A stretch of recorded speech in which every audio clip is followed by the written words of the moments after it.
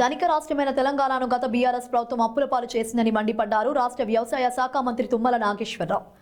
రంగారెడ్డి జిల్లా షాద్నగర్ వ్యవసాయ market committee పాలకవర్గం ప్రమాణ స్వీకార కార్యక్రమంలో పాల్గొన్న ఆయన ఈ సందర్భంగా మాట్లాడుతూ నిధులు లేకున్నా 47,000 కోట్ల వ్యవసాయ రంగానికి ముఖ్యమంత్రి రేవంత్ రెడ్డి కేటాయించారని, రాహుల్ గాంధీ ఇచ్చిన మాట ప్రకారం రైతులకు రుణమాఫీ చేశామని, కొన్ని సాంకేతిక కారణాల వల్ల ఇంకా రుణమాఫీ కాని రైతులకు మహబూబ్ నగర్లో జరగనున్న రైతు పండుగలో పూర్తి చేస్తామని అన్నారు. గత ప్రభుత్వం ధాన్యం కొనుగోలులో కూడా అక్రమాలకు పాల్పడిందని, ఎన్ని ఇబ్బందులు ఎదురైనా కాంగ్రెస్ పార్టీ ప్రజలకు ఇచ్చిన అన్ని హామీలు నెరవేరుస్తామని అన్నారు. తెలంగాణ రైతులు తమ పంటలను దేశ విదేశాలకు ఎగుమతి చేసుకోవడానికి వీలుగా రీజనల్ రింగ్ రోడ్ దగ్గరలో 2,000 కోట్లతో మార్కెట్ ఏర్పాటు చేయాలని ముఖ్యమంత్రి సూచించారని తెలిపారు. ఈ కార్యక్రమంలో షాద్నగర్ ఎమ్మెల్యే వీర్లపల్లి శంకర్, రాష్ట్ర గిడ్డంగుల సంస్థ చైర్మన్ నాగేశ్వరరావు తదితరులు పాల్గొన్నారు.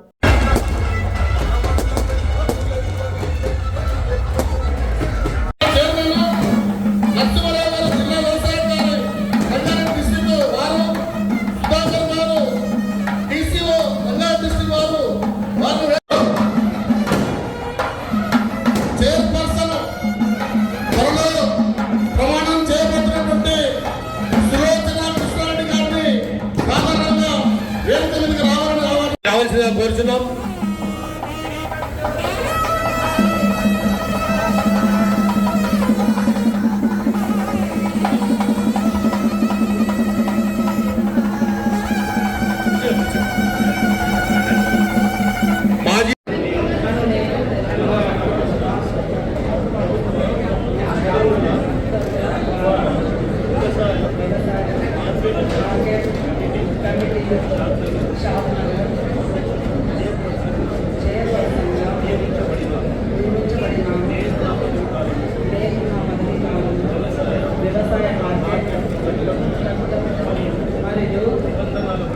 నిబంధనల ప్రకారం నిష్పాతంతో రైతుల శ్రేషులకై మరియు వ్యవసాయ మార్కెట్ కమిటీ షాద్నగర్ యొక్క అభివృద్ధికి కృషి చేస్తానని దైవ సాక్షిగా ప్రమాణం చేస్తున్నాను.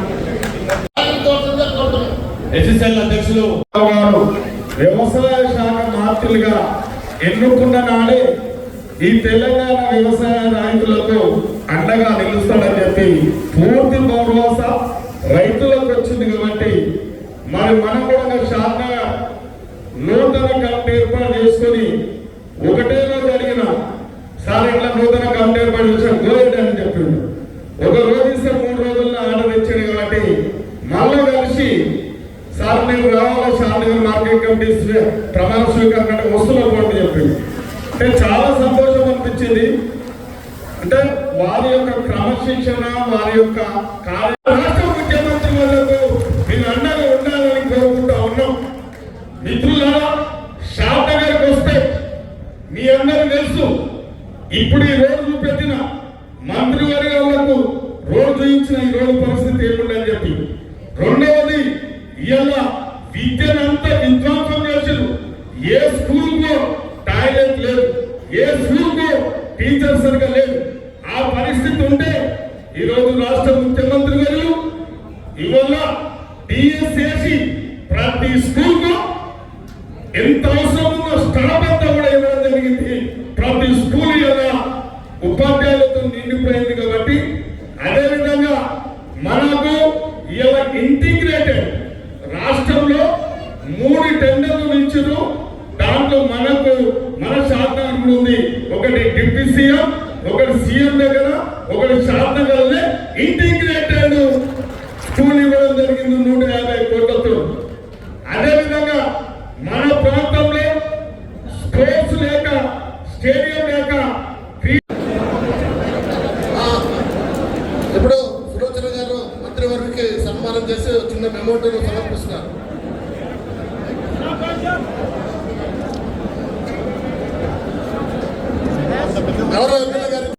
రైతాంగ సోదరులు, అదేవిధంగా పిఎస్సి ప్రెసిడెంట్ లో అందరూ కూడా ఎగ్జిబిషన్ కూడా 3 రోజులు పెట్టాం. యాంత్రీకరణ కూడా ఈ 5 సంవత్సరాలుగా ఎవరు కూడా అనుమతి ఇవ్వాల. మీరు ఏది కోరుకుంటే అది ఇచ్చేటటువంటి కార్యక్రమం ఈ రోజున రేపు మీటింగ్ దగ్గర ఏర్పాటు చేస్తున్నాం. రేపు 10 గంటలకి వీలైన వాళ్ళందరూ ఎమ్మెల్యే గారితో రండి. మీరు ఆ యొక్క ప్రదర్శన రైతుల్ని రైతాంగాన్ని చూపించండి. రైతాంగానికి ఇప్పుడు మారినటువంటి కాలమాన పరిస్థితుల్లో ఏ యంత్రాలు అయితే ఉపయోగం అవసరమో, డ్రోన్ అవసరమా లేకపోతే ఇంకే పనిముట్లు అవసరమో చెప్పండి, అయ్యే తెప్పించి మీకు ఇస్తాం. మా కమిషన్ల కోసం కాదు, రైతాంగం కోసం చేస్తాం. కాబట్టి దయచేసి మీకు ఏది ఉపయోగమో అదే చెప్పండి. మీరు పండించే పంటలకు ఏది అవసరమో అది ఇప్పుడు ప్రపంచీకరణలో బ్రహ్మాండమైనటువంటి యాంత్రీకరణ వచ్చింది. జరుగుతున్నటువంటి కూలీ ఖర్చులు పెరిగిపోవడం, ఆఖరికి రైతు కూలీలు కూడా ఇబ్బంది వచ్చే పరిస్థితులు వచ్చినాయి. కాబట్టి దయచేసి యాంత్రీకరణ ఏకైక మార్గం. దానికి ఎన్ని కోట్లైనా సరే తీసుకొచ్చి రైతాంగాన్ని ఆదుకుంటామని చెప్పుకోవడానికి ఈ సందర్భంగా మనం చెప్తున్నాం. ఈ రకంగా రైతాంగానికి కావాల్సినటువంటి కార్యక్రమాలు ఈ సంవత్సరం రేపు వచ్చే బడ్జెట్ లో ఇన్సూరెన్స్ కూడా ఏర్పాటు చేయాలని, పంటల బీమా పథకాన్ని కూడా గత ప్రభుత్వం మానేసింది. ఏదైనా అకాల వర్షాలు వచ్చో, కరువు వచ్చో, కాటకాలు వచ్చో, పంట నాశపోతే ఆ రైతు అప్పులు పాలై ఆత్మహత్యకు గురి కావాల్సిన పరిస్థితి వస్తుంది. అది అవసరం లేదు. ఆయన పంట ఎంత నష్టపోతే అంత ఇవ్వాలి. ఆ ప్రతి రైతు యొక్క ప్రీమియం మనమే కడదాము. రైతులందరూ కట్టకపోయినా మనమే ఆ ప్రీమియం కట్టి ప్రతి కుంట ప్రతి ఎకరం అందరినీ మనమే ఏర్పాటు చేద్దాం. వచ్చే సంవత్సరం నుంచి పంటల బీమా పథకాన్ని ప్రారంభిస్తామని చెప్పుకోవడం ఈ సందర్భంగా మనం చేస్తున్నాం. ఈ రకంగా మాకు ఎంత శక్తి వస్తే, ఎంత అవకాశం వస్తే అది రైతాంగం కోసం, ఈ రాష్ట్ర అభివృద్ధి కోసం వాడతాం. కాబట్టి దయచేసి మీరు అర్థం చేసుకోండి.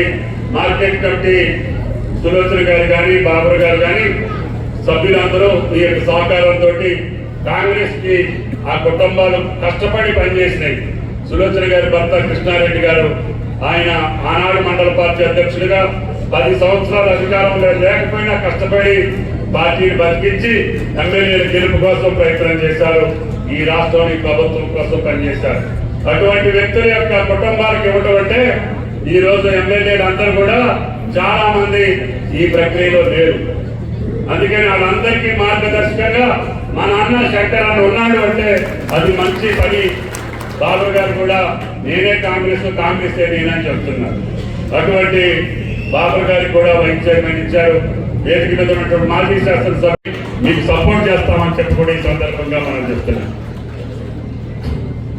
మార్కెట్ కమిటీ అడిగారు, ముందు చేశాం, ఇప్పుడు మరి కోల్డ్ స్టోరేజ్ కూడా అడుగుతుండు. ఈ ప్రాంతానికి ఏది ఇచ్చినా కూడా తక్కువే. తప్పకుండా ఇందాక నేను చెప్పిన మోడల్ మార్కెట్ లో నీ జిల్లా మొత్తానికి కావాల్సిన కోల్డ్ స్టోరేజ్ కూడా అక్కడే ఉంటాయి. నీ రైతులు పండించిన ప్రతి పంట ఒక్క ఆకుకూర కూడా చెడిపోకుండా, ఒక్క పువ్వు కూడా చెడిపోకుండా, ఒక్క కాయగూర కూడా చెడిపోకుండా ఈ స్టోరేజీలో పెట్టి ఇతర దేశాలకు పంపించి ఈ రైతును రాజ్యం చేసే బాధ్యత రేవంత్ రెడ్డి గారి ప్రభుత్వాన్ని అని చెప్పి కూడా మీకు ఈ సందర్భంగా మనం చెప్తున్నాం. కాబట్టి ఆ భగవంతుడు మీరు ఇచ్చినటువంటి శక్తికి మించి కాంగ్రెస్ ప్రభుత్వం, రేవంత్ రెడ్డి గారి ప్రభుత్వం రైతాంగానికి మేలు చేయబోతుంది. తప్పకుండా కష్టాలున్నమాట వాస్తవం, ఆర్థికపరమైన ఇబ్బందులు ఉన్నమాట వాస్తవం, కేంద్ర ప్రభుత్వం సహకరించిన మాట కూడా వాస్తవం.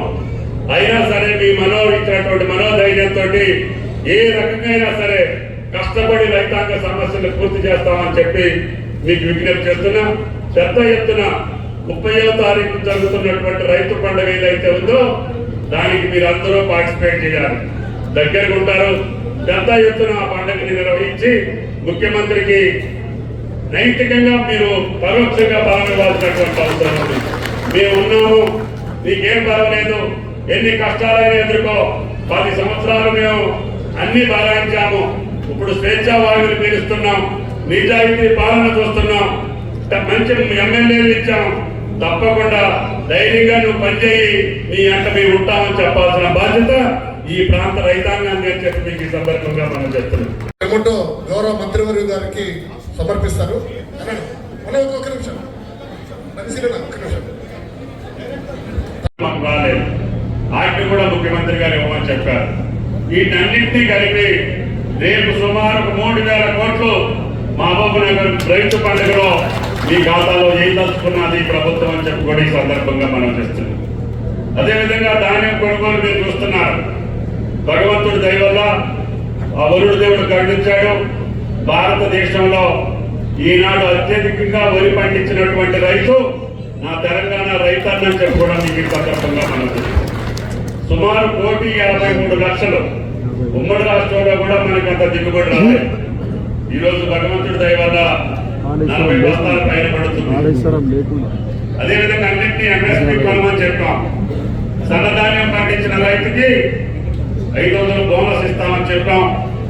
3 రోజుల్లో మీ ఖాతాలో డబ్బులు పడుతున్నాయి. మళ్ళీ 3 రోజుల్లో మీకు బోనస్ కూడా మీ అకౌంట్ లో పడతా ఉంది.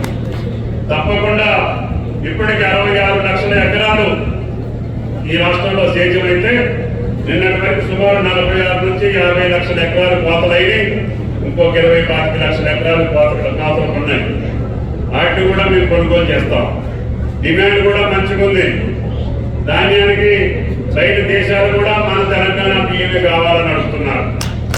నేను మలేషియా పోయినా, ఫిలిప్పీన్స్ పోయినా ఆ ప్రభుత్వాలు మీ బియ్యం మాకు కావాలని అడుగుతున్నారు. నిన్న ఉత్తమ్ గారు ఫిలిప్పీన్స్ తో అగ్రిమెంట్ కూడా అయ్యారు. కాబట్టి మీ పంటకి గిట్టుబాటు ధర వస్తుంది. అదేవిధంగా ఈ ప్రాంతంలో ఉన్నటువంటి నీటిపారుదల ప్రాజెక్టులు కూడా ముఖ్యంగా మహబూబ్ నగర్, అదేవిధంగా పాలమూరు, రంగారెడ్డి జిల్లాకు సంబంధించినటువంటి ఎత్తిపోతల పథకం అది ముఖ్యమంత్రి గారికి సవాలుగా అది పూర్తి చేయాలనేది ఆయన పట్టుదల. కాబట్టి ఈ ప్రాంతానికి కృష్ణా జలాలతో పాటు ఏ అవకాశం ఉంటే అవకాశం ద్వారా ప్రభుత్వాన్ని అని చెప్పి కూడా మీకు ఈ సందర్భంగా మనం చెప్తున్నాం. ఈ రకంగా ఇన్ఫ్రాస్ట్రక్చర్ తోటి పాటు, ఇరిగేషన్ తోటి పాటు వ్యవసాయ పరంగా ఏం చేయగలుగుతామో చేస్తాం. అదేవిధంగా ఇందాక ప్రతాప్ రెడ్డి గారు చెప్పిన అన్ని హామీలు కూడా ఒక్కొక్కటి తీర్చుకుంటూ వస్తున్నాం. ఒక పక్క ఇప్పటికే 50,000 కోట్లు ఈ యొక్క సివిల్ సప్లైస్ లో బాకీ పెట్టారు. ఆ 50,000 కోట్లలో ఇప్పటికి 12,000 కోట్లు అప్పు తీర్చాం. ఇంకా 35,000 కోట్లు అప్పు తీర్చాలి. ఇప్పుడు మీరు కొనే ధాన్యానికి కూడా మళ్ళీ డబ్బులు ఇవ్వాలి. ఇప్పుడు కూడా మళ్ళీ 30,000 కోట్ల పైకి మీ ధాన్యానికి మేము డబ్బులు కట్టాలి. గత ప్రభుత్వం ఆ ధాన్యం కొనుగోలులో కూడా దోచుకుంది. రైతులు కూడా 10 కేజీలు 12 కేజీలు తరుగు చేసి రైతులు కూడా ముంచేసింది.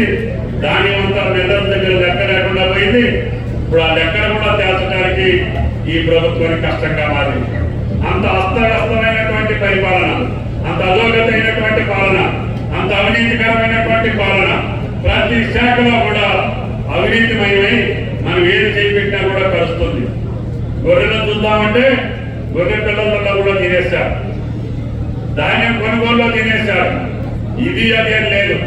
ఏది పెట్టినా కూడా అన్నిట్లో కూడా అవినీతికి అలవాలైనటువంటి రాష్ట్రాన్ని ఇప్పుడు కార్టూన్లో పెట్టి ముందుకెళ్లాలంటే రేవంత్ రెడ్డి గారికి శక్తికి మించిన పని అయినా మీరిచ్చినటువంటి స్ఫూర్తి, మీరిచ్చినటువంటి గెలుపు, మీ త్యాగం, 10 సంవత్సరాలు అష్టకష్టాలు పడ్డటువంటి కాంగ్రెస్ పార్టీ కార్యకర్తలు, నాయకులు అందరూ కలిసి ఈనాడు కోరి మార్పు కోసం, మంచి కోసం, నిజాయితీ కోసం, నిజాయితీ పాలన కోసం మీరు కాంగ్రెస్ ప్రభుత్వాన్ని గెలిపించారు.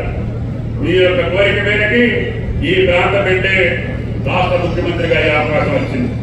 కాబట్టి కొడంగల్ అంటే మహబూబ్ నగర్ కిందనే లెక్క. అంటే ఆ మహబూబ్ నగర్ కింద వరకు స్వాతంత్రం వచ్చాక ఈ ప్రాంతానికి ముఖ్యమంత్రి అయ్యే అవకాశం రాలా. మీ అందరి దయ వల్ల ఈ రోజు ఈ ప్రాంతానికి ముఖ్యమంత్రి వచ్చినటువంటి అవకాశం వచ్చింది. అందుకని ఆయన గారికి మేము చెప్పాం క్యాబినెట్ లో, మేము ఎప్పుడో ఎంతో కొంత చేసుకున్నా నీ ప్రాంతం నువ్వు ఏం చెప్తా చేసుకో, నీకు పూర్తి స్వేచ్ఛ ఉందని చెప్పి క్యాబినెట్ లో చెప్పడం జరిగింది. కొన్ని వేల కోట్లు ఎక్కువ పెట్టినా సరే ఆ పాలమూరుకు సంబంధించినటువంటి నీటిపారుదల ప్రాజెక్టులు, అది ఎక్కంపాడు కావచ్చు, కరవకుర్తి కావచ్చు, కోయిల సాగర్ కావచ్చు, ఇప్పుడు జరుగుతున్నటువంటి పాలమూరు రంగారెడ్డి కావచ్చు, అన్ని ప్రాజెక్టులకి 1 పైసా ఎక్కువే పెట్టు, ఆ రైతుల రుణం తీర్చుకోమని చెప్పామని చెప్పి కూడా ఈ సందర్భంగా మనం చేస్తున్నాం. అందుకని మొట్టమొదటిసారిగా ఏ అవకాశం వచ్చినా ఈ మహబూబ్ నగర్ జిల్లా, రంగారెడ్డి జిల్లాలకే వస్తుంది. మీరు ఎంతో ధైర్యంగా ఈ యొక్క ప్రక్రియలో పాల్గొన్నాను, మీరు కూడా చేయాలని చెప్పి మన అందరికీ చెప్పారు. నేను మహేంద్రనాథ్ గారితో కూడా మంత్రివర్గంలో ఉండే అవకాశం వచ్చింది. ఈ జిల్లాకి నిజాయితీ కలిగినటువంటి నాయకులు ఇచ్చినటువంటి ఈ ప్రాంతం ఈరోజు శంకర్ గారిని శాసనసభ్యుడిగా చూస్తున్నాం.